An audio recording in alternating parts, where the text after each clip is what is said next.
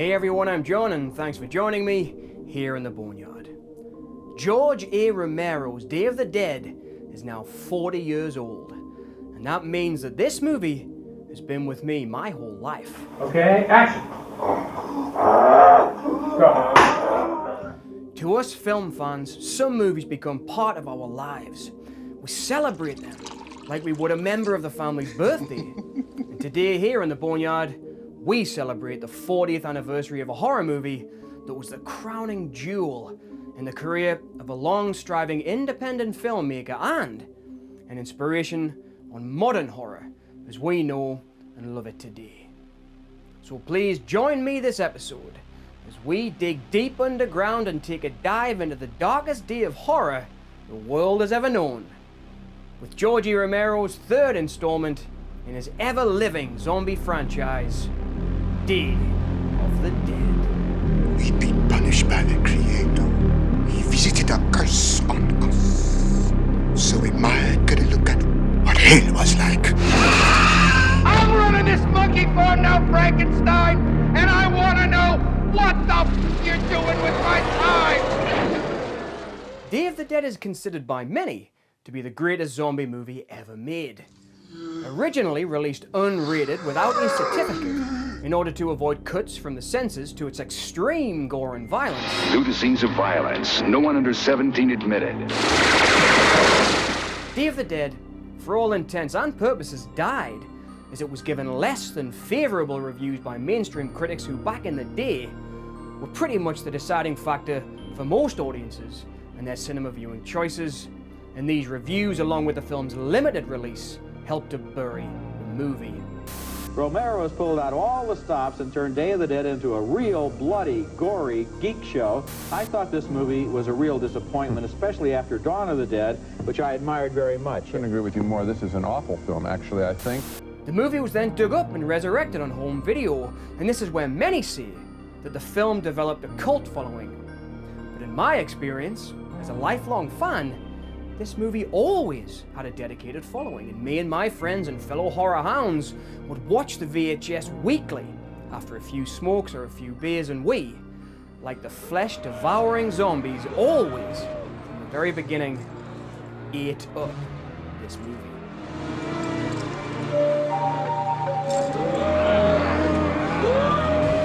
Day of the Dead follows the influential horror masterpiece Night of the Living Dead, which is highly regarded as one of the most important movies in the birth of modern horror.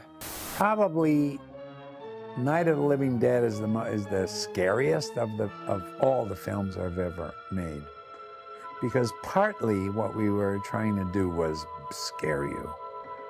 Since then, I haven't tried to scare. And I don't think any of my other films are scary. I laugh at them. Again, I grew up on EC comic books where I laughed and giggled at the gore and, you know, expected things to turn bad and be terrible. What we did was to tell the best story that we were capable of telling on film. The fans made it a classic. We made a good film. The fans made it a classic. They're coming to get you, Barbara. Night was one of the movies that, due to its micro budget, had to create the simplest ghouls possible, the next door neighbours. So, with minimal makeup, the next door neighbours were transformed into relentless and murderous hordes who were no longer your friends and family, they were the living dead, and they wanted to devour your flesh. Night took the horror of cinema away from the gothic 18th century castles of romantic monsters like Dracula, or the insane doctors of old asylums like Frankenstein. It's alive! It's alive! It's alive! And brought horror relentlessly clawing and chomping into the modern age. No exact explanation given for the horror. No chance to bargain for your life. The living dead are at your door and they will stop at nothing until you are dead and walking among them. Romero's monsters were a natural disaster, like an earthquake or a flood. They are there in order for Romero to pit society against itself. The ever-growing threat outside will either bring out the best in you, and you will try to help your fellow survivors, or it will bring out the worst in you, and you will do everything it takes to ensure the health of numero uno. I'll drag you out there and feed you those things. What choice would you make? And who would you become at the end of times? Night of the Living Dead set up the formula that will go on to be the driving force and the main theme in all of Romero's works. Would you kill or be killed? Mass hysteria. What do they think? We're imagining all this? Shut up! In all parts of the country. The wave of murder which is sweeping the eastern third of the nation is being committed by creatures who feast upon the flesh of their victims. Then the sequel, Dawn of the Dead, asks, would you run? A friend of mine's got this helicopter. Think it's right to run? Or would you stand and fight and help your fellow survivors? And most importantly, Quiet. We've got to remain rational. It's that of the end. It's really all over, isn't it? who would the apocalypse make you become if all the modern comforts were taken away and civilization was taken back to the Dark Ages? What would define you as a human being? Possessions, relationships, or perhaps lifestyle? These are all put to the test and put under the microscopic cinema lens of the fantastic filmmaker George Andrew Romero. It's ours. We took it. It's ours. Romero's works drive at the very essence of what makes us human. And Day of the Dead asks the question, what if we don't win? What if humankind becomes the minority? And what if you were the last vestige of sanity and humanity in a completely upside down, unhumanitarian and insane world? No government, no military, no guidance. Welcome to the world of Day of the Dead, the darkest movie Romero ever made. People today, looking back on the 3 zombie films, I think that there are really split camps. And there are some people that you can't get them away from the first film. You know, that's their love. And there are some people that just sort of celebrate and party with Dawn of the Dead. It was also the most popular. And then there are the real trolls, you know, like Day of the Dead. The production of this movie begins with over a decade of hard work in the independent film world. Romero began his career as a bicycle courier delivering film from studio to studio, and then began his own production company making commercials. Then, pitching in with a few friends, he made the micro-budget Night of the Living Dead. I could shoot, I could record, I was an editor, I wound up doing it all. And as soon as the film walked in the door, I'd sit there until it was edited, and I would sit there, sometimes 36, 48 hours. Get it done. I basically lived there, and I just lived, breathed, and drank the stuff. No thought for family or whatever. I just was making movies, man. Now, I won't go any much further into detail about this, as I've already covered the entirety of Romero's career here on the channel in a previous video. So for more on the filmmaker's life and career, check out the link for that video in the description, or check out my playlist on the works of George A. Romero that features videos about the Crazies, Martin, and much, much more. All they basically had in the temporary version that they showed to this preview audience was a crane going up without an explanation. But anyway, Orion said, forget the crane, forget all of that. Let's have the birds take them apart. In my humble opinion, even this tacked on effect was better than the actual ending we got. So as with Monkey Shines, the studio said, well, we need a new ending, George. But what I do want to discuss briefly, because I think it's essential to understanding the success and longevity of Day of the Dead and its creation, is that the movie didn't just come from nowhere. In a strange way, Day is the end of something, and it's also the beginning of something. It was the end of an era. It was the end of a period of time where a group of people in Pittsburgh all came together and made films with George Romero for about 10 years. Day of the Dead was no sophomore effort. Romero had built up a well-oiled and well-experienced team by the time he got to the stage of his career where he was being offered bigger budgets. Sala actually was willing to do the film at $7 million, but he was not willing to let it be an unrated film at $7 million. He said, I'll put $3 into unrated. And having his movies, like the excellent Creepshow, although still independently produced, released by major studios such as Warner Brothers.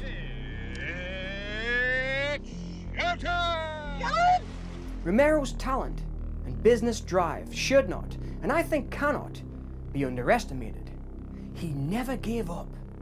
His films failed to reach audiences before Dawn of the Dead and After Night, but he persevered, and each film brought with it experience and a snowball effect of picking up crew who Romero was dedicated to in friendship, but also in a business sense. George was very lucky. He's got this great team around him, and they all grew up as amateur filmmakers on Night of the Living Dead. Tom Savini, Mike Gornick, Cletus Anderson, all part of the team.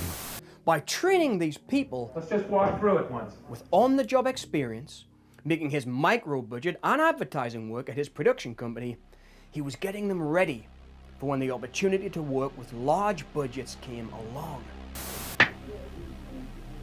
I think George likes confidence, of course, in his crew, but I think mainly he likes to work with people he feels at ease with. But they have to be confident, but beyond that, he likes people he can work with till 7 o'clock in the morning, like we did today, and feel at ease with them. You know, there's a lot of rapping that goes on constantly on the shoots. A lot of fun. You know? Yeah. A lot of hard work. This is something that I think is almost always overlooked in the documentaries, works, and books on Romero's career that I've read. He was an excellent businessman, but not in a financial sense. Romero actually almost went bankrupt during the filming of The Crazies. The financial success, that came later, when Richard P. Rubenstein joined the crew after meeting Romero at a screening of his then hardly seen infection movie, The Crazies. Well, I think the special effects are a substantial portion of the budget, where prior to this they were less so in George's other films. It's a number of explosions, a number of cosmetic effects that Tom Savini does. I see my function as a producer in terms of providing George Romero with a brush, palette, and canvas. And his creative control is absolute. No, Romero was work smart. He knew he needed a crew to realize his visions, and he spent the entirety of 1968 through 1985 hiring, training, mentoring, and directing a dedicated crew. And when he received the $3 million budget from Salah Hassanein and United Film Distribution for the unrated creation and release of Day of the Dead, that team was ready, because Romero had worked his ass off to get them ready.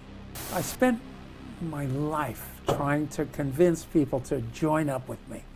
Let's do this. We can make a film. We can make a film right here in Pittsburgh. We can do this. We can, you know, that was my whole thing.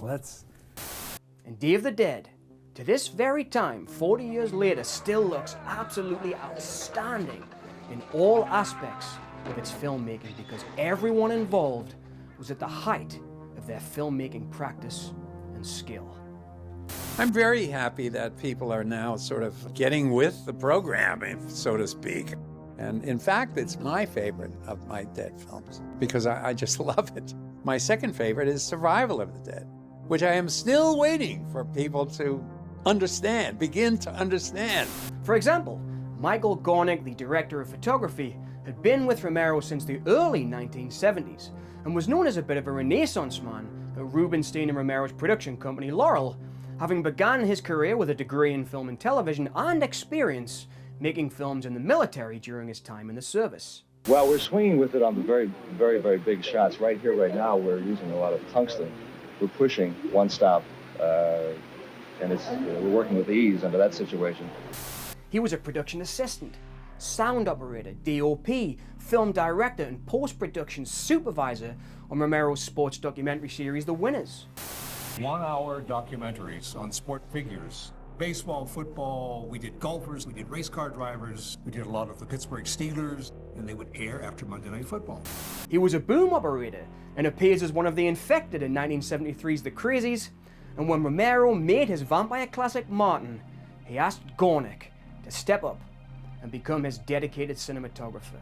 And for the next 3 iconic films, Dawn of the Dead, Night Riders, and Creepshow, Gornick honed his craft, and by the time they were shooting Day of the Dead, Romero had to hardly direct him because their collaboration had reached its height. It's a joy working with George because he accepts a lot of input in terms of what I see, or, it's amazing. There's even suggestions that come oftentimes from crew members, through me, and he's very willing to accept those observations. And, a lot of his film is input from the crew. There's a lot of freedom. It's a real democracy with George. Now, with all of that being said, there is a sad fact that I do have to mention, and that is that Day of the Dead was their final direct collaboration. And Gornick has gone on record as saying that he and Romero didn't exactly part on the best of terms, and he said that making Day of the Dead was a tough haul, and he thinks that was for everyone involved, because Romero was kind of thinking about leaving Laurel and had his sights set on bigger and better things in the future. And shortly after the film's production, Romero did indeed leave his salaried position at Laurel Productions and headed off to Hollywood. There was a whole corporate strata that went on there at the time, but I stayed on as kind of a salaried employee and worked my trade, so to speak, as director of photography. George became tired of the situation, didn't like the corporate structure, wanted a little more freedom, as he always does, and so he left the company at one point, and kind of left me high and dry. There I was in Pittsburgh with the studio, still doing commercial work and doing voiceover work, but had no representation with George Romero. He had worked on something called Tales from the Dark Side, a pilot. In any event, when he left kind of unceremoniously, it sat there as a project. Richard wisely picked up the ball and had Bob Balaban direct the first pilot of Tales from the Dark Side.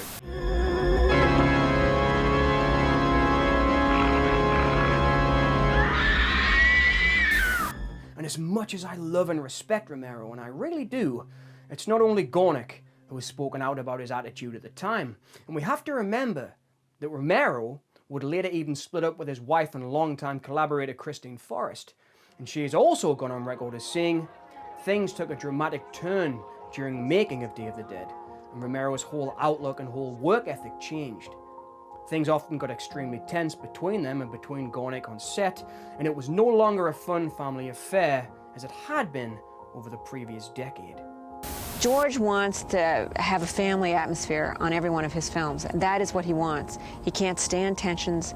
This is for real, and he can't stand political problems, which is, I think, one of the main reasons he doesn't want to deal with Hollywood. Things got more formal, with Monkey Shines, which became a studio film, and then The Dark Half.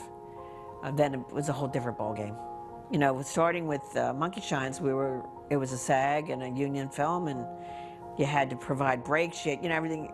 It changes the whole atmosphere with that. We met and started seeing each other in '76, and we were together 29 years, so we had a long, happy, sometimes not happy in the end, but many happy years, and we worked on over 8 movies together.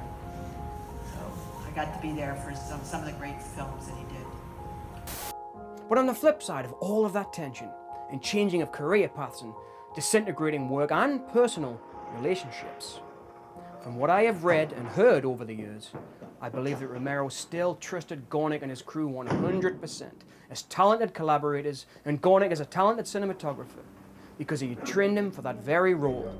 And Day of the Dead will go down in history as Gornick's greatest hour as a cinematographer. The film, because of Gornick's talent, will forever look technically beautiful and incredibly cinematic. Something that low-budget horror movies of today will never have, because they don't have that shared cinematic language of Gornick and Romero and the entire crew of Day of the Dead. We all worked together on everything, and it was very intense, and we all worked, 20-hour days and for hardly any pay, but it was such a stimulating, energizing time. When I talk about George, everybody loved him. He had a charisma and a way of making people feel at home and that they were really special to the project. And so people put out for him. And, he got from everybody total commitment. In fact, I don't think you could make a film like George made anymore. I think it's over. I'd also like to briefly mention other constant collaborators on the movie. Likewise, he was once again working with John Harrison on the score for Day of the Dead, who had not only previously scored Creepshow, but had also been Romero's first assistant director on that shoot, and his contribution to Day of the Dead again as a composer and first assistant director cannot be underestimated. As George's second unit director, I directed all of the opening zombie sequences on the streets of Fort Myers. And Ernest Dickerson, who was Spike Lee's cinematographer, came down and shot it with me. And we had a great time. The city was phenomenal. They closed down an entire section of the city, and Cletus Anderson did his wonderful art direction with turning it into a dead zone with all the debris and the detritus of everybody that had left and fled. The same crew that goes really back to Dawn of the Dead and even some of the earlier George's movies in various incarnations carried through all of those movies into Night Riders, into Creepshow, into Day of the Dead. You know, that period of time in Pittsburgh was really kind of a magical time for all of us because it truly was an independent period of time in the film business. This was a team of filmmakers who had spent the best part of a decade and the most creative years of their careers working as a crew together. And that is why Day of the Dead looks and sounds fantastic and still hits those high horror notes in its 40th year. Romero had put together a team of excellent artists, technicians and friends. And up until that point, they would have done anything to bring George Romero's visions to the screen. Why? Because Romero constantly directed them and instilled in them a belief in their own talents and creative abilities. This is why I will always consider Romero a master director. Just like Billy in his semi-autobiographical and most personal film, Night Riders, Romero led his troupe to victory.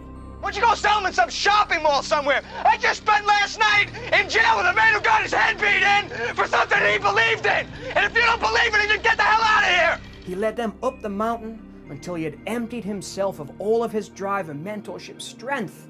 And then, just like Billy, when they were at the pinnacle of breaking into stardom, he left them.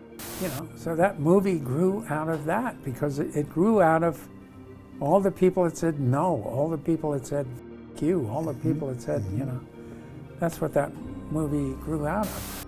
But he left behind all that he had taught them, all the opportunities that he had given them, and a rule book for them to follow in order to fend for themselves.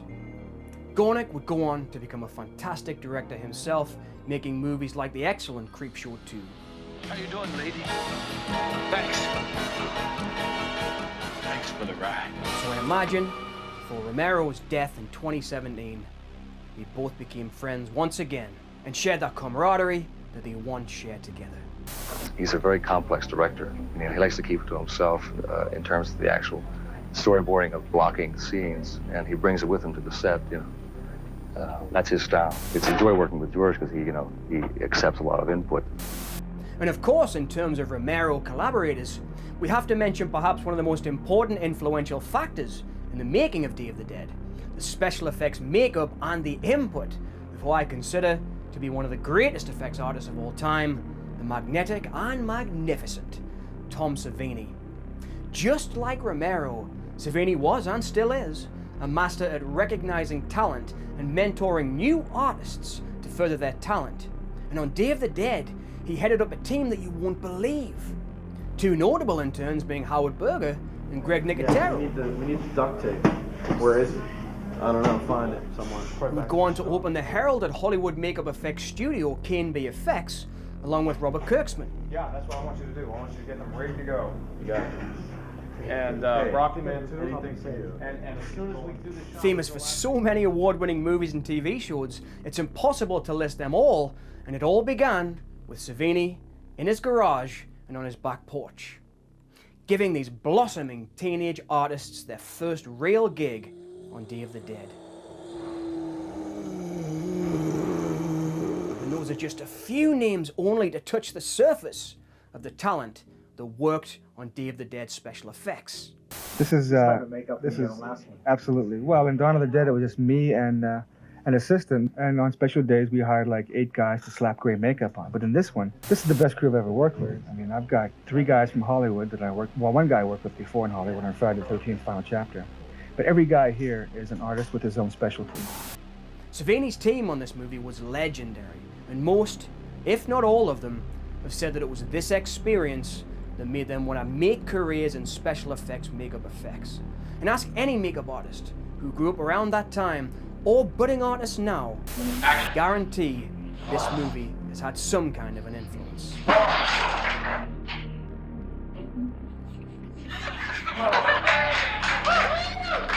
Because we'd all worked together before, so we all pulled together and made it through. But it was not an experience I'd like to repeat. Day of the Dead stands up today. It still attracts and inspires young horror fans and makeup artists because of the immense talent of this team, but I would say most importantly, the mentorship, direction, passion, and pure skill of the team's leader, Tom Savini, who was often a one-man band. The effects really push the limit of the budget and technology and makes this one of the greatest special effects movies in horror history.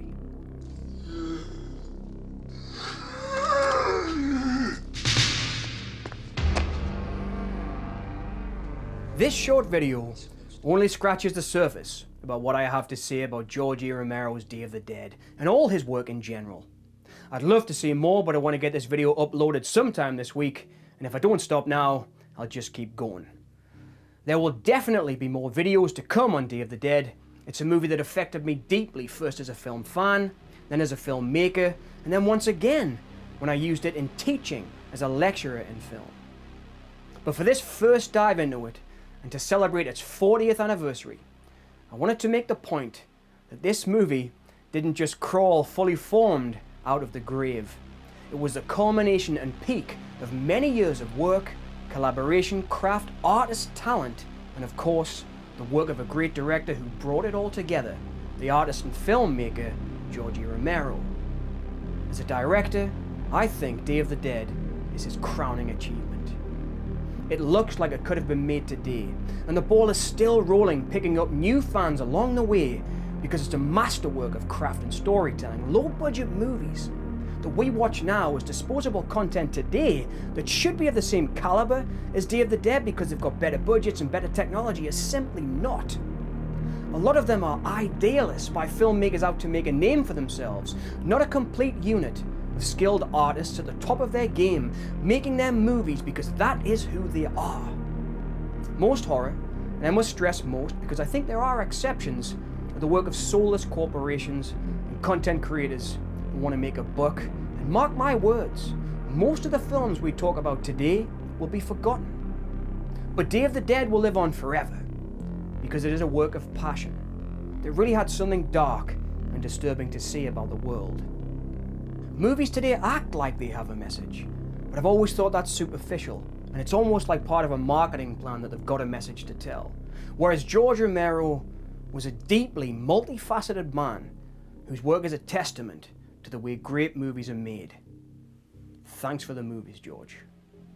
It's impossible to say. If you find something new to do, and in any genre, I think it's interesting. And as long as you stay true to some sort of heart, you know, and that's what I find is the problem. I find I can sort of see through the motives of a lot of these people that are trying to, you know, you see through it. I don't know. And thanks for watching my take on Day of the Dead, one of the greatest horror movies ever made. I'd like to say a huge thank you to all my channel members and Patreon supporters and subscribers. You are the inspiration that keeps me going, and believe me, your input means more than the world to me at the minute. If you did like this movie, please remember to like, share, and subscribe, and please consider becoming a member to help support independent content creation by me here on the channel. Don't forget to check out the store tab for more designs coming soon, and let me know your thoughts on what you think about Romero and Day of the Dead in the comments below, because it's your contribution that keeps me digging up classics right here in the Boneyard. Take care, everyone. And as always, thank you all so much for listening.